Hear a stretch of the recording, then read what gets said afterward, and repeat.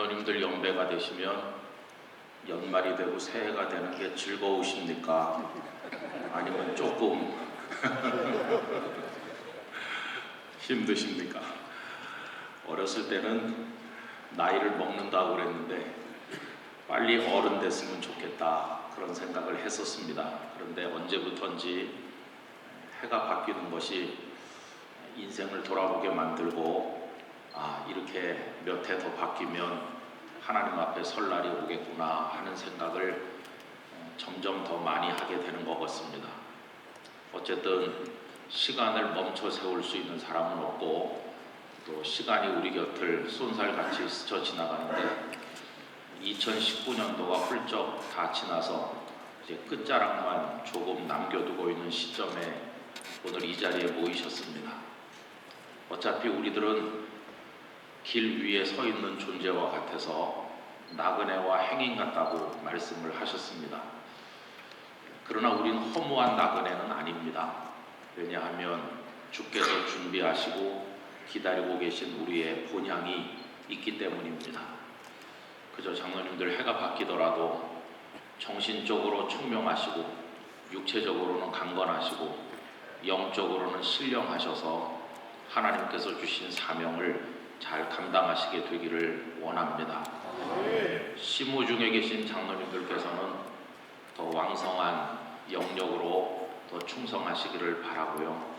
은퇴하신 장로님들은 직분은 은퇴했지만 사명에는 은퇴가 없으니까 후배들을 잘 도와주시고 또 가난하고 병들고 어려운 사람들을 매만져 주시는 사랑의 아버지 어머니 같은 역할 잘 해주시면 좋겠다는 생각이 듭니다. 이렇게 장로교육원 또 송년 행사로 이 자리에 모이셨는데 영락교회에서 모여주셔서 감사합니다. 또 저를 또 와서 설교하라고 해주셔서 감사하고요. 사실은 이 시간이 얼마나 뜻깊은 시간인가 하는 생각을 해보게 됩니다. 오늘 제가 한 절 말씀을 읽고 여기 말씀의 제목을 낡은 것들 속에서 새롭게 이렇게 정했습니다. 제목을 언뜻 보신 분들은 그렇지 이제는 한 해가 또 지나가고 새해가 오니까 낡은 것들은 다 버리고 새로운 것을 추구해야 되겠다 하는 생각이 드실 겁니다. 그런데 제가 제목을 이렇게 정한 것은 그런 뜻이 아닙니다. 가만히 다시 한번 보시면요, 낡은 것들 속에서 새롭게 이렇게 정한 것은 낡은 것을 벗어버리자는 뜻이 아닙니다. 만약에 벗어버리자는 의미로 제목을 정한다면 낡은 것으로부터 새롭게든지 이렇게 했을 텐데 낡은 것에서 새롭게 하고 정한 것은 오히려 정반대 말씀을 드리려고 하는 것입니다. 저는 이 자리에 계신 장로님들께서 낡은 것을 벗어버리자고 말하는 많은 사람들 앞에서 낡은 것의 소중함을 각인시켜주는 역할을 하셨으면 합니다. 오늘 읽은 본문 말씀 한 절인데요. 그 말씀을 다시 한번 보시겠습니까? 바울 사도는 이렇게 말씀합니다. 끝으로 나의 형제들아, 주 안에서 기뻐하라. 너희에게 같은 말을 쓰는 것이 내게는 수고로움이 없고 너희에게는 안전하니라. 이렇게 말씀합니다. 거기 같은 말을 쓴다라고 되어 있죠. 이 같은 말이라는 말은 전에도 많이 했던 말인데 이제도 또 하는 말을 가리키는 겁니다. 유명한 부흥사 목사님이 계셨습니다. 그분은 부흥회만 나가면 펄펄 날면서 정말 120% 에너지를 발산하는 목사님이셨습니다. 그런데 당신께서 목회하는 교회만 가면 주눅이 드신다고 말씀하셨습니다. 여러분 그 이유가 뭔지 아시겠죠? 부흥 집회 나가면 재탕이 얼마든지 가능합니다. 했던 얘기 이미 다 익숙해져서 원고도 필요가 없고 부흥 집회 나가면 듣는 청중은 일부 들은 말씀도 있겠지만 대부분의 청중이 그 목사님을 처음 만나고 처음 듣는 것이기 때문에 목사님 그저 얼마든지 재탕, 삼탕을 해도 별 문제가 없습니다. 그런데 당신께서 담임하시는 교회는 매주 성도들이 동일한 분이 오기 때문에 설교를 매주 바꿔야 되는 거죠. 매주 새로운 설교를 해야 되는데 이 목사님께서는 매주 새 설교를 준비하는 게 너무나 어렵다고 하셨습니다. 결국 그 목사님은 담임하던 교회에서 목회하는 게 힘드셨기 때문에 그 교회를 이제 사임을 하시고 이제 부흥 사역에만 전념하셨던 적이 있습니다. 흔히들 교수님 하시다가 목회하는 분들이 하시는 말씀도 비슷한 맥락입니다. 저는 예전에 신학교에서 역사신학 교회사를 강의했던 적이 있었는데요. 여러분, 교회사는 예수님 오실 때까지 안 바뀝니다. 1517년에 마틴 루터가 95개 조항을 내걸었다는 이야기가 앞으로도 변할 리가 없죠. 역사 선생은 진짜 편합니다. 왜냐하면 맨날 똑같은 걸 하니까요. 새로운 강의 준비가 필요 없을지도 모를 만큼 반복적인 이야기가 가능합니다. 더군다나 그 학과목에 들어오는 학생들이 늘 바뀌지 않습니까? 선배는 졸업해서 나갔고 새로운 학생이 오기 때문에 강의 준비하는데 굉장히 편안하죠. 그러나 목회는 설교를 재탕할 수 없어서 매주 새롭게 해야 되니까 그게 문제가 아니겠습니까? 또 아닌 게 아니라 설교를 들으시는 성도들께서는 좀 목사가 진부한 이야기를 그만했으면 좋겠다. 좀 참신하고 못 들어본 이야기를 하면 좋겠어. 그런 기대 본능이 다 있으십니다. 그래서 목사님들 중에 어떤 분들은 참신한 이야기, 지금까지 성도들이 잘 들어보지 못한 이야기를 말씀해 보려고 노력하다 보면 그게 조금 지나치면 2단도 되고 3단도 되는 겁니다.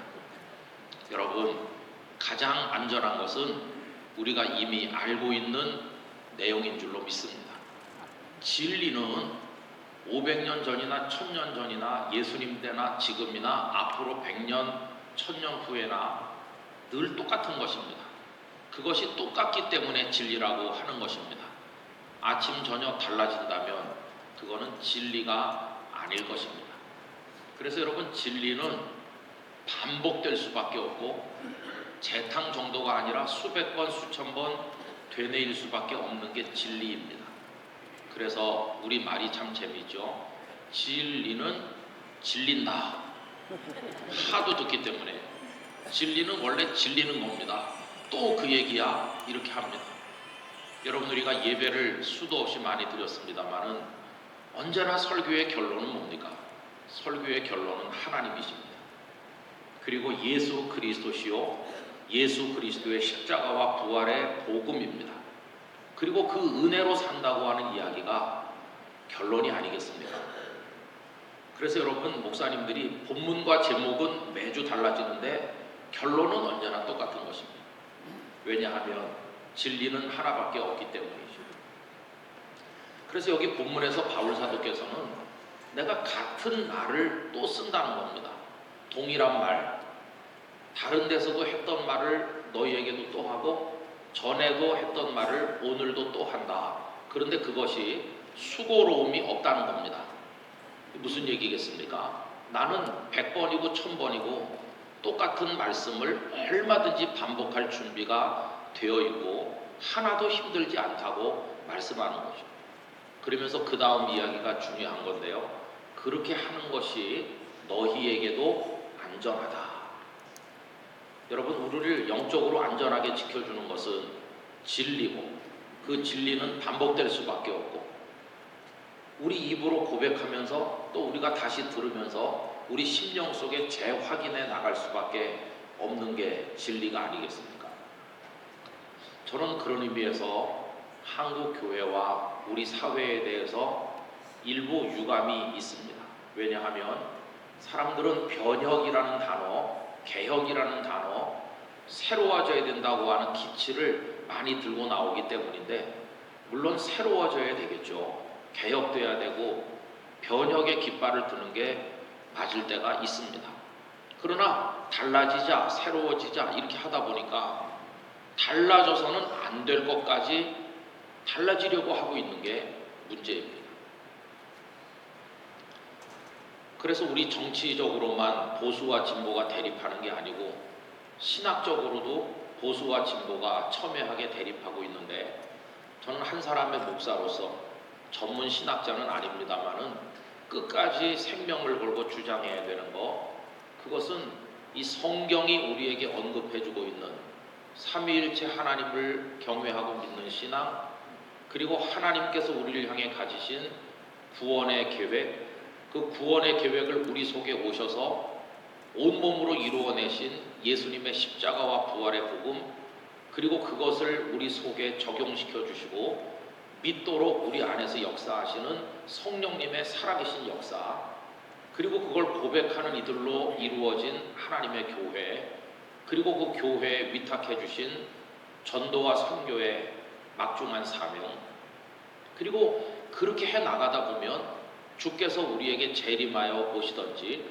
우리를 불러가실 때 영원한 생명의 나라로 들어가게 될 거라고 하는 이 일련의 캐리그마적인 복음 메시지는 절대로 변해서는 안 될 줄로 믿습니다. 우리는 그것을 어디 가서나 같은 말을 쓰는 게 수고로움이 없다 하는 식으로 수백 수천 번이라도 선포해야 되는 것이고 써서 알려야 되는 것이고 사람들에게 전해야 되는 거 아니겠습니까? 저는 한국교회의 위기 중에 하나는 역설적입니다만은 새로워지지 못해서 생기는 위기도 있지만 하나님께서 우리에게 물려주신 이 고귀한 복음의 진리를 잃어버리기 때문에 오는 위기가 더 크다는 생각을 하고 있습니다. 장로님 여러분, 우리 주님의 교회를 지켜야 됩니다. 주님의 교회를 지키는 비결은 다른 게 아니라 하나님의 말씀 복음 진리를 지키는 거라고 믿습니다. 아무리 세상이 새로워지고 AI 인공지능 시대가 온다고 할지라도 방금 전에 말씀드린 그 복음의 진리는 절대로 1.1획도 양보할 수 없고 변할 수 없는 영구불변의 가치인 것입니다.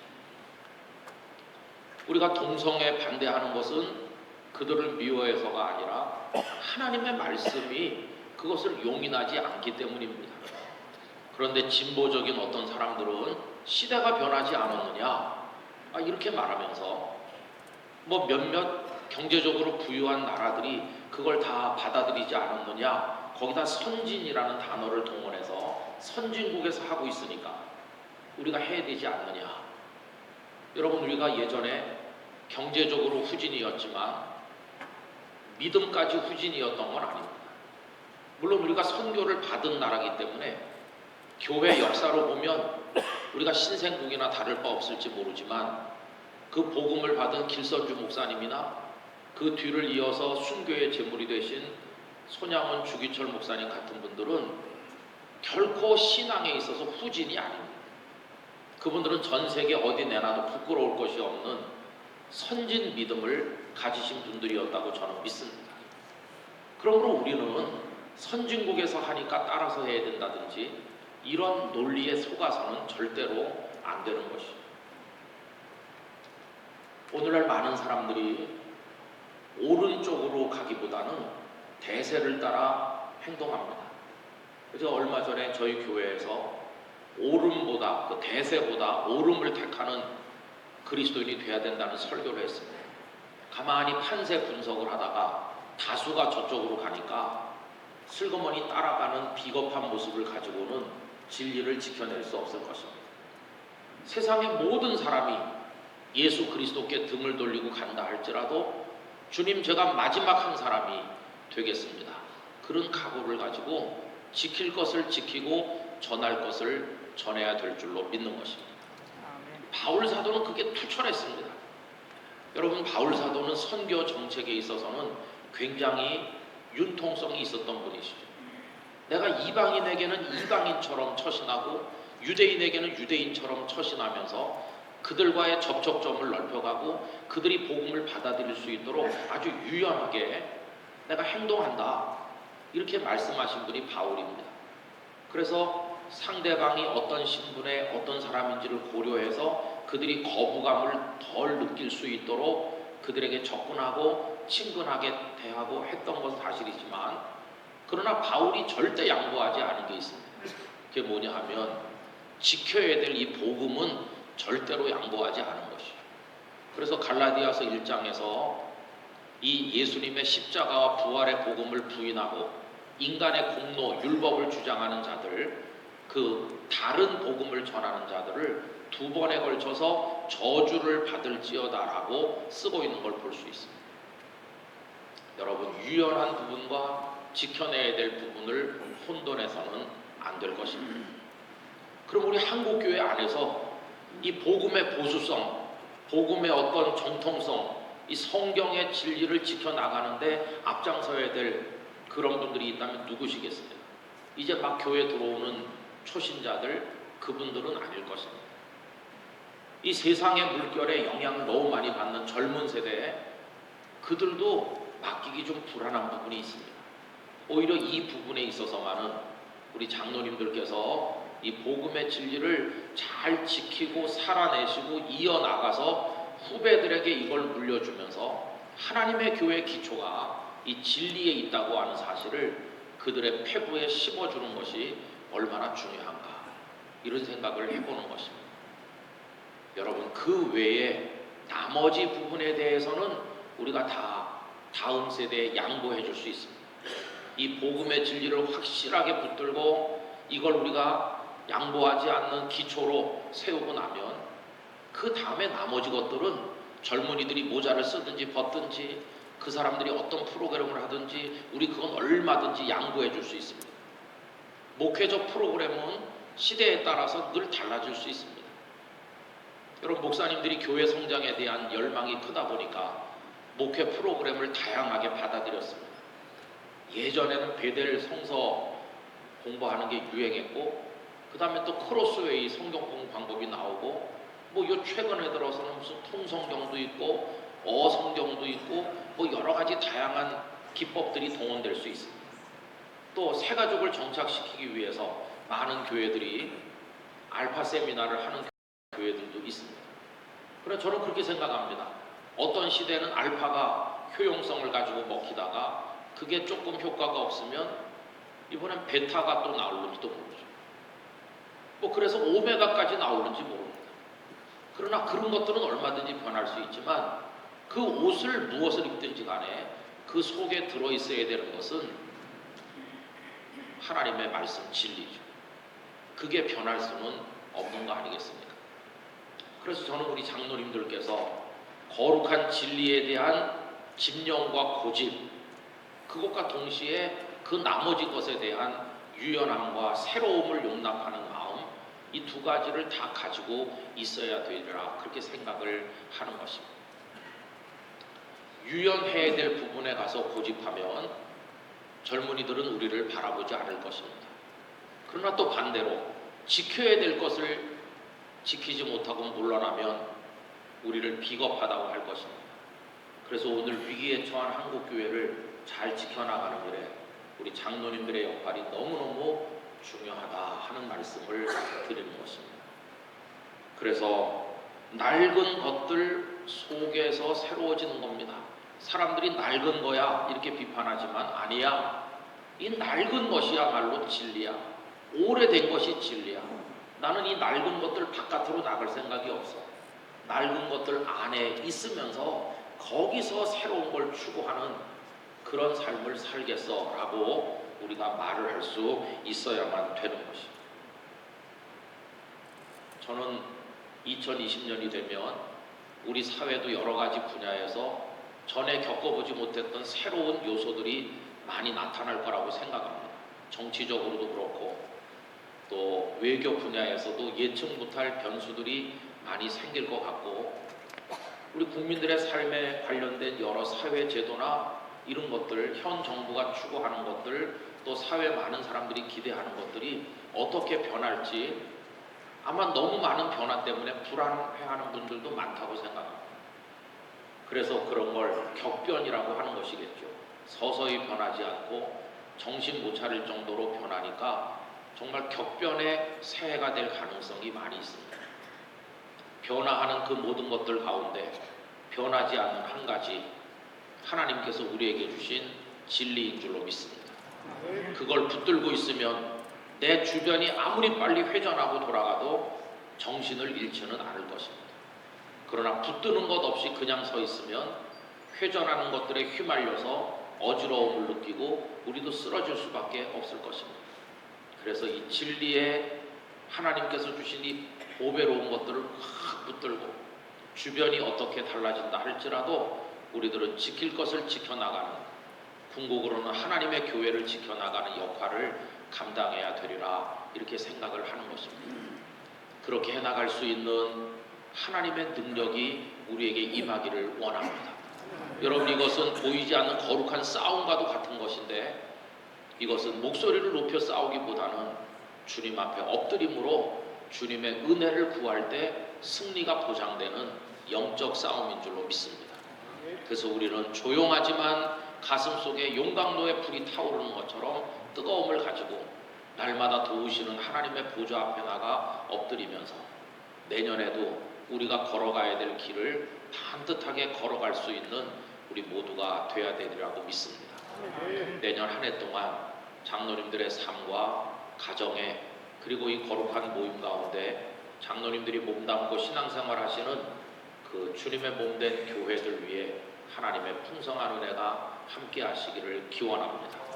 그리고 혼란스러운 대한민국 사회에도 부디 하나님의 평강의 은총이 함께해서 이 땅의 교회들과 성도들, 그리고 이 백성이 평안하게 한 해를 살 수 있게 되길 바라고, 이 시점에 이르기까지 우리를 도와주신 에베네셀의 하나님께 감사드리며 다가오는 새해 우리를 위해서 아름다운 선물을 준비하고 기다리실 여호와 이레 되실 하나님께 영광을 올리는 것입니다.